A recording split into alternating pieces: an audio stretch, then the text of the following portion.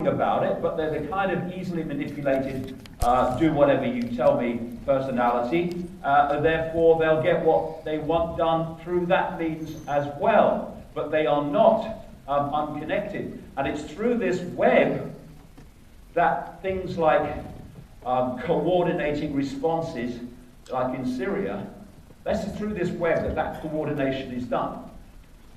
So we're told that in politics there's a left, a right, and a centre.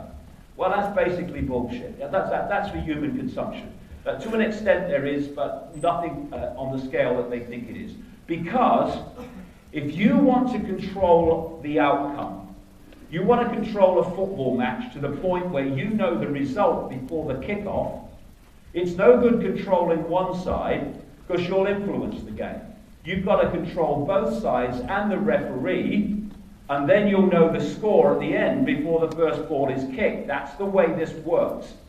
So you've got the Democrats in America, supposedly the left, the Republicans on the right, but actually go deep enough into them and they attach to the web and they're playing the same game and pushing in the same direction. And you've got conservatives and Labour. Now that's true to an extent as well, but the point being that even those politicians, and it's the vast majority, who don't really know what the hell is going on, or any of the stuff I'm talking about, they're still locked in and imprisoned by postage stamp perception. I mean, if they went to an election saying things off the postage stamp, they never get elected. People would say, you're crazy, you're mad. So the postage stamp and the web, which controls banking and money and everything, imprisons them. And so in America, they have this phrase, quite right, it doesn't matter who you vote for, the government still gets in. And it doesn't matter if it's Democrat or Republican, because the same thing keeps happening, and this is why. And this is the same basically in every country, with the odd exception, with the odd people. What you do is you get a series of bodies and you plonk heads on them. In America, there's a Republican Party. We've had a Bush Republican presidency. Now we've got a Trump Republican presidency. And the Republican Party is controlled by a group known as neoconservatives or neocons. I'll talk about them in a second. On the Democratic side, we've had Clinton and then we've had Obama. And they have a group controlling the Democratic Party, which I call the democons. It's the same. People like George Soros, what have you, the billionaire financier. And the neocons and the democons answer at the next stage into the rabbit hole to this hidden hand that controls them both. So it doesn't matter who the here today, gone tomorrow politicians are, that is always in control. And that's why nothing ever changes no matter what happens. So the president runs America, but who runs him? They're supposed to run the world, but who runs them? They run the EU, but who runs them? And he's supposed to have come in. I had to laugh during his election campaign. A lot of the alternative media in America bought it staggeringly. That he was going to drain the swamp. Yeah, that swamp you've been swimming in all your life gone, right?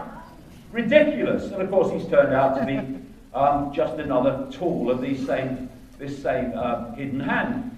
But what you get, because people don't understand this, you have divide and rule in America between people that like Trump and people that hate Trump. And that's great. Divide and rule is absolutely essential to the few controlling the many. Who shall I vote for? It doesn't matter. What's happened in the last 24 hours would have happened under either of them. Because the hidden hand's making that happen, not them. And from politics you come to war. Throughout known human history, let's go back 6,000 years to that point that Steve Taylor talks about. Just been an endless series of wars all over the world. How many people know people that want wars? Not many. So why do we have so many? Because the web, and that which controls it, wants the wars for a number of reasons. First of all, this hidden force feeds off low vibrational human emotional energy, all based around fear, anxiety, hatred, all these things, regret, remorse, all these things. It feeds on them. But another thing about wars is it changes society faster than anything else. And if you're pushing the world down a direction to an outcome, you want to keep changing the world so you get closer to your outcome. And it works like this. I call it creative destruction. You have a war and you destroy the status quo, because after a war, nothing's ever the same again. So you've got another status quo. Then you have another war, and you've got another status quo. A war, another status quo. This is what the First and Second World Wars were really about. Transforming the world. And I'll give you an example very quickly of how this is coordinated and how it works. And it'll bring us right up to what has happened in the last 24 hours. In the late 1990s, an organization was created in America called the Project for the New American Century, made up of those neocons that control the Republican Party. Actually, they control the Democratic Party as well through the Democons. These two guys, Robert Kagan and William Crystal, co-founded it. And in the Project for the New American Century were Dick Cheney, who would shortly be the Vice President of the United States, actually President in truth under Boyd George Bush, Donald Rumsfeld, who would be the head of the Pentagon, Defense Secretary under Bush, Paul Wolfowitz, who would be his deputy and the real power, Dov Zakheim, who would control the whole Pentagon budget after Bush came to power, and this man, the psychopath, John Bolton, who's never seen a country he didn't want to bomb. In September 2000, this group produced a document calling for American forces to fight and decisively win multiple simultaneous major theater wars to regime change a series of countries. This is September 2000, and those countries were Iraq, Libya, Syria, Lebanon, Iran, North Korea, leading to regime change, it said, in China. This guy, General Wesley Clark, NATO Supreme Allied Commander at one point, another war criminal in the Balkans, he did an interview with an internet television station in 2007 and said that immediately after 9/11, like days, he saw a general in the Pentagon who told him that the Americans were going to regime change a series of countries, one after the other, and the countries he named were exactly the countries on the Project for the New American Century document in September 2000. The interview with Clark, he said, they wanted us, the Project for the New American Century, they wanted us to destabilize the Middle East, turn it upside down, make it under our control. And so, in this period since then, we've had Bush, who came in with the neocons who wrote the document. Then we went to Obama, very different, he's changed, he's a Democrat. And now we've come to the maverick drain the swamp, Trump. However, the same list from September 2000 goes on being ticked off. First, Bush and Blair invaded Iraq on a lie. That's why they lied. It was on the list. They didn't have a good reason, so make one up. Then we move over to, I'm all about change, I'm different, I'm Obama, now Democrat, and waste of space David Cameron, who was a Conservative Party, and they then ticked off Libya. He's killing his own people. Actually, they were funding and arming the rebels, and that's how it started. That's the modus operandi. They then do the same in Syria, these two, and only thanks to the intervention of the Russians did they not achieve regime change in Syria. And then we come to drain the swamp Trump, Mr. Maverick, and he, of course, is targeting Syria and also demonizing Iran, another one on the list, and also North Korea, Iran, like I say, and China. Different politicians, different parties, different images, same list, because the hidden hand is running the show, not them. And where this has been leading all along, it's what they want, is World War III. And without the maturity of the Russians up to this point, we might have had the start of it already. And that's what this "it's the Russians" demonization is all about. It's softening up public opinion. It's not really working with lots of people, thank goodness, but this is the attempt to soften up public opinion to accept a war with Russia. And look who's been brought in by Trump just now, just before this strike on Syria.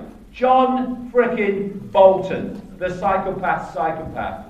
And another one that Trump has nominated now for Secretary of State over foreign policy, Mike Pompeo, neocon warmonger, psychopath. And now we've got James Mattis, the Secretary of Defense, who is so crazy, he's got the nickname of Mad Dog. And these are the people now running, or soon will be running in terms of Pompeo, if he gets through the congressional hearings, the foreign policy of America. And what's just happened is not unconnected to the fact that these people are in there, and Bolton's in there particularly. So now we've had this launch of strikes on Syria based on what? A lie with no evidence produced, because we're in the post-fact society. Just as the inspectors were going in to see what happened, they strike. Not afterwards, before, because the strike was always planned by, what, psychopaths? I mean, the traits of the psychopaths, the hair test. And this is the whole point. No alternative when there is endless alternatives to what's just been done. And you know when a war is planned because the psychopathic bloodlusters demand it. And this guy, of course, was pressing May to do what she did. And so you've got these troops, American, British, whatever, who think they're fighting for their country, when they're fighting actually for a force that's aimed to enslave their country and enslave their own families as well. This is what the compartmentalization of knowledge does. And of course, if you keep invading countries and you do it in the way of Iraq, for instance, then people are going to look up from the game show and the sport, and they're going to go, what's going on, Ethel? What's going on? They're invading someone else. So one of the ways that they do it is they create people's revolutions that aren't. And this man, George Soros, the billionaire financier, is an absolute expert at it. He has a whole network called the Open Society Foundations, which do this, and billions are spent doing it. He was the guy, and his network was behind the fake Arab Spring. That went well for the Arab world, didn't it? And also colour revolutions, like the Orange Revolution in Ukraine and the Rose Revolution in Georgia. And a few months ago, not very many months ago, George Soros transferred $18 billion to the Open Society Foundation for spending on its work. And that won't be spent on what's good for humanity. That is for absolute sure. And this is a British professor called Frank Furedi, sociologist, bright man. And he told the Daily Telegraph how he'd met the bigwigs and people from Soros' Open Society Institute, and how they were bragging to him how they were overthrowing governments in Europe, Africa, and the Middle East. This is how this works. Most of it's done outside of the political system. The US government has had to admit very recently funding political change in Albania at the direction of George Soros, who's never seen a ballot box in his life. And one of Soros and the Open Society Foundation's coups and regime changes it was in Ukraine when they replaced a Russian sympathizing president with a guy called Poroshenko, who is a puppet of the US, and the person who oversaw for the American government that regime change in Ukraine was Victoria Nuland, Assistant Secretary of State for Eurasian Affairs, the wife of Robert Kagan, co-founder of the project for the New American Century. When you get deep in the rabbit hole, then very, very few people are involved at the core. Now, the trigger of this series of regime changes was 9/11. That's what started off the whole sequence. And in the document in September 2000, the neocons said that this would be a slow process, all these regime changes.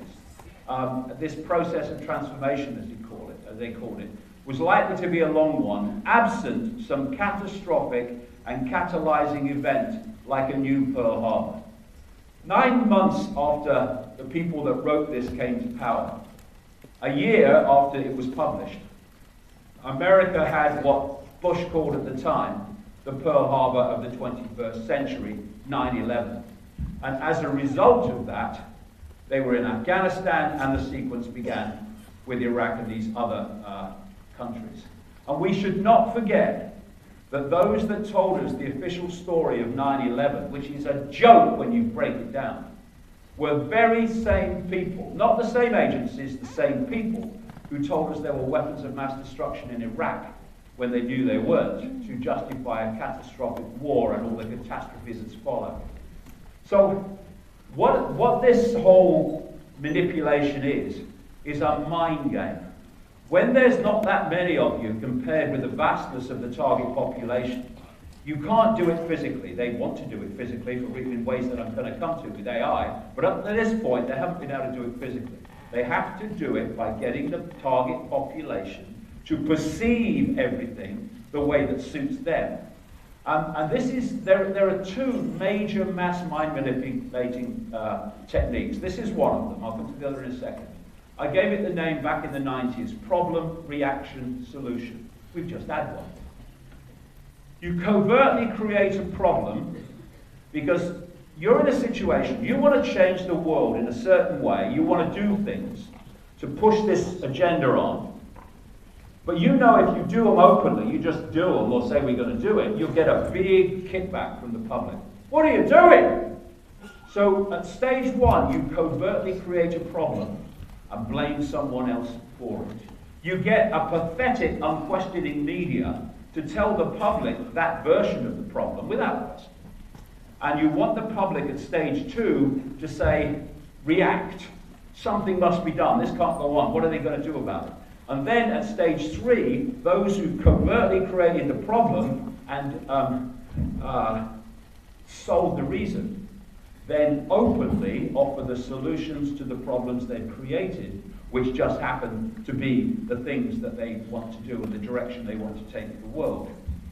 There's another version of it, which I call no problem reaction solution. You don't need a real problem, just the word again, perception of one. Weapons of mass destruction is a classic example of that. And so is this. The Russian defense ministry has said that the chemical attack blamed on Assad was staged to provoke US airstrike, and that London pushed the perpetrators. Britain has massively been involved with America in this thing in the Middle East. Now the Russians came out in March and said, our intelligence is this is what's going to happen to demonize Assad and justify an attack. That's exactly what happened. But of course the media don't mention that. And we are asked to believe that these people, the white helmets, and another group in this area that has been outed for using chemical weapons on the Kurds, that the white helmets and this other group is the source that Assad dropped chemical weapons on the people, for which he had absolutely no reason to do and every reason not to do. But who are the freaking white helmets? These heroes, but a film about them got an Oscar. They're funded by the West, they're funded by America, they're funded by Britain, they're funded from Europe. They only work in terrorist areas, and they have become infamous, for anyone who's done any research, for faking attacks and faking chemical attacks. Here they are, dealing with apparently a chemical attack of sarin with no protection whatsoever. Something like the end of a needle of sarin will do for you. And so there were some Swedish experts came out, with these pictures came out saying, they'd all be dead if they did anything like that. It's a scam. Here's one of them, look. Oh, I'm hurt. Oh, it's terrible what that Assad's doing. Oh, it's terrible. Oh, ouch, that hurts. Oh, okay, we've done that. We'll have a selfie. happened last night. I think anything. Oh yeah, let me just go back. Let me just go back on this. Yes, this is a good one to point out. What happens, perception, is that when you get into the mainstream media and you start saying what is not the narrative, then this is what happens. The guy who's going to speak in a second is the former head of British forces in Iraq. He's on Sky News being asked about this chemical attack. Do you think anything what we've heard from either Sergei Lavrov or indeed the Russian ambassador has made it more difficult for the UK to launch any kind of attack without putting it to Parliament? I think quite apart from all that, the debate that seems to be missing from this is, and this was actually mentioned by the ambassador, was what possible motive might have triggered Syria to launch a chemical attack at this time in this place. The Syrians are winning. Don't take my word for it. Take the American military's word for it. General Vogel, the head of CENTCOM, he said to Congress the other day, Assad has won this war, and we need to face that. So, and then you got last week the statement by Trump, or the tweet by Trump, that America had finished with ISIL and we were going to pull out soon, very soon. And then suddenly you get... Okay, I'm very sorry. You've been very patient waiting for us, but we do need to leave it there. I'm very sorry. Thank you very much indeed.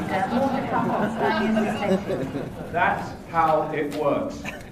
So we had another no problem reaction solution. No problem in the sense that blaming the Russians without any evidence in terms of this attack in Salisbury. Prime ministers and intelligence agencies never lied to you, asked Tony Blair.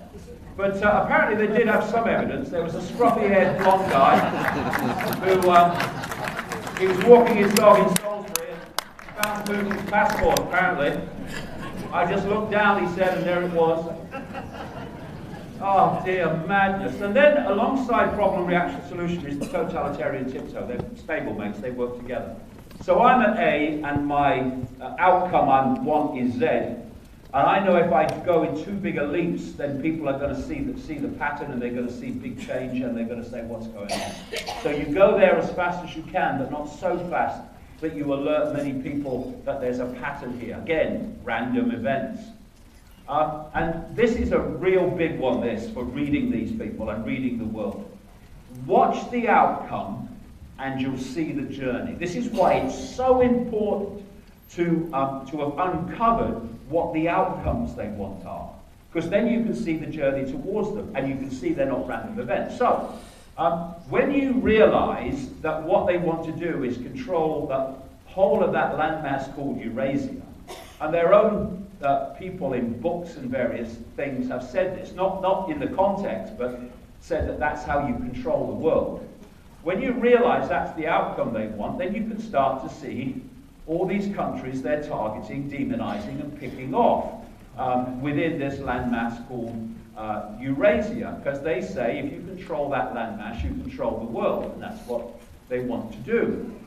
When you realize that what they want as an outcome is a police state with no freedom and basically an Orwellian society, then you can start to see the reason why there are so many terrorist attacks and people going crazy with guns to justify more and more control, more and more deletion of privacy, deletion of the privacy of information, and giving more and more powers to the police and the government to protect us from what they're creating. Some of these terrorist attacks are genuine, some of them are faked. But this is a guy called William Cooper. He wrote this book in 1991, and he said he was a former operative with naval intelligence in America, which you don't hear much about, but it's a major, major intelligence agency. And this is what he wrote in 1991. The government encouraged the manufacture and importation of military firearms for criminals to use. This is intended to foster a feeling of insecurity which would lead the American people to voluntarily disarm themselves by passing laws against firearms. Using drugs and hypnosis on mental patients in a process called Orion, the CIA inculcated the desire in these people to open fire on schoolyards and thus inflame the anti-gun lobby. This plan is well underway, and so far it's working perfectly. The middle class is begging the government to do away with the Second Amendment. And one of the common themes of these kids that go crazy with guns is they're on some kind of psyche manipulating drug. And this is a school teacher in Florida at that Parkland school, describing on American television what she experienced when she came face to face with a gunman during the shooting, just about the end of that of the stage there. And this is what she said: "I'm staring at him, thinking, why is the police here? This is strange because he's in full metal garb, helmet, face mask, bulletproof armor, shooting this rifle that I've never seen before." These stories, I mean, look at how we've been lied to in the last month by Theresa May alone and all these people. That's nothing compared with the scale of lies that we are subjected to. And how they work this, especially the manipulated terror events when they're not done by the military themselves. You've got the hidden hand in the shadows. They come down through secret societies, through military intelligence agencies, which then interconnect with the major people in the terror group leadership. And then by the time you reach the rank and file fodder who carry out the attacks, they genuinely think they're doing it for Allah, when actually they're doing it for their hidden hand to get the outcome that they want. And that's why that's a world exclusive, ISIS headquarters found. Because ISIS, Al-Qaeda, all this is in the book in detail, are proxy armies for the West to justify various things that couldn't be justified if they did not exist. So when you look at these intelligence agencies in different countries, they appear to be, on the surface, unconnected. But you go deep enough into all of them, and they attach to the web, and they're pushing the agenda in the same direction. They are not random events. The next thing is centralized power. If there's a few of you and you want to control a great number of people, you have to centralize decision making. The more diversity of decision making you have, the less control any few are going to have over everyone else.